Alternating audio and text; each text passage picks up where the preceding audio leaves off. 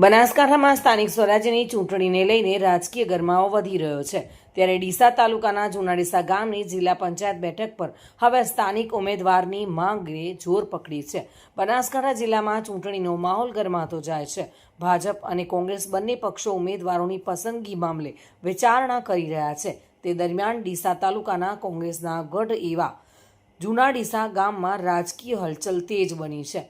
જૂના ડીસા ગામ જે તાલુકાનું સૌથી મોટું અને શિક્ષિત ગામ માનવામાં આવે છે, ત્યાં વર્ષોથી કોંગ્રેસ ઉમેદવારો જીતતા આવ્યા છે, પરંતુ આ વખતે કોંગ્રેસ દ્વારા આયાતી ઉમેદવાર ઉતારવાની સંભાવના સામે સ્થાનિકોમાં ભારે અસંતોષ ફાટી નીકળ્યો છે. ગામ લોકોએ એક સુરે માંગ કરી છે કે ટિકિટ માત્ર સ્થાનિક અને યુવા ઉમેદવારને જ આપવામાં આવે. સ્થાનિક લોકોનું કહેવું છે કે જો બહારથી ઉમેદવાર લાવવામાં આવશે તો તેઓ તેને કડક વિરોધ કરશે અને કોંગ્રેસને આ બેઠક ગુમાવવાનો વારો આવશે. આ પરિસ્થિતિએ કોંગ્રેસમાં આંતરિક ઘર્ષણના સંકેતો પણ આપી દીધા છે. હવે મોવડી મંડળ માટે મોટો પડકાર એ છે કે સ્થાનિક લોકોની લાગણીઓને ધ્યાનમાં રાખીને યોગ્ય ઉમેદવારની પસંદગી કરવામાં આવે. હવે જોવાનું એ રહેશે કે કોંગ્રેસ સ્થાનિક માંગણી સ્વીકારશે કે આયાતી ઉમેદવાર પર અડગ રહેશે, જેનાથી આ બેઠકના પરિણામ પર સીધી અસર પડી શકે છે.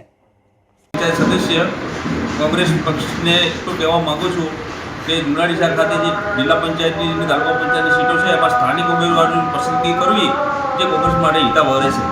તાજેતરમાં જિલ્લા પંચાયત તાલુકા પંચાયતની ચૂંટણી થવાની છે.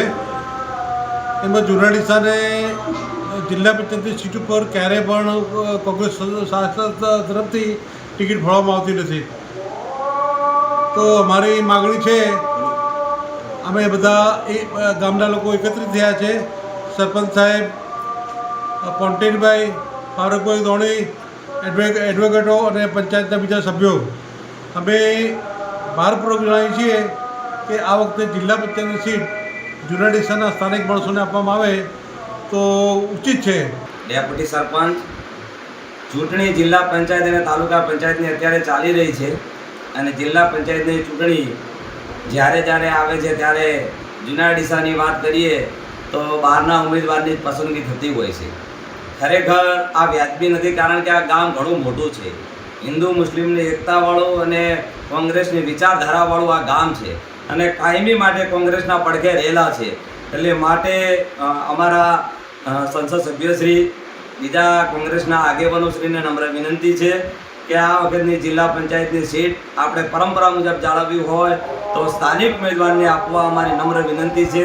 બહારના ઉમેદવારને લાવવાની કોશિશ મત કરજો, કારણ કે એનાથી વાતાવરણ આખું ડોળાય છે અને જેટલું બને એટલું અમે તમને વિનંતી કરીએ છીએ કે અમારો સ્થાનિક ઉમેદવાર જૂના ડીસા જિલ્લા પંચાયત માટે આપો કોંગ્રેસ પાર્ટી, એવી અમારી નમ્ર વિનંતી છે. ડીસા ગામે જિલ્લા પંચાયતના તાલુકા પંચાયતના ઇલેક્શન જે જાહેર થયેલા છે એમાં કોંગ્રેસ તરફથી જિલ્લા પંચાયતના ઉમેદવાર બહારના મૂકવામાં આવેલ છે એવું સમાચાર અમને મળે છે. પણ જૂના ડીસા ગામના સ્થાનિક કોંગ્રેસના ઉમેદવાર જો મૂકવામાં આવે તો તેને ફૂલ સમર્થન મળી રહે એમ છે અને ગામને પણ ઉપયોગી થાય તેમ હોય.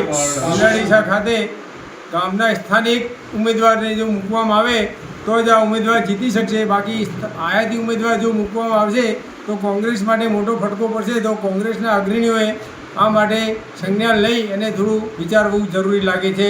તથા વિપુલ મંડોરા સાથે bureau report, today Gujarati news.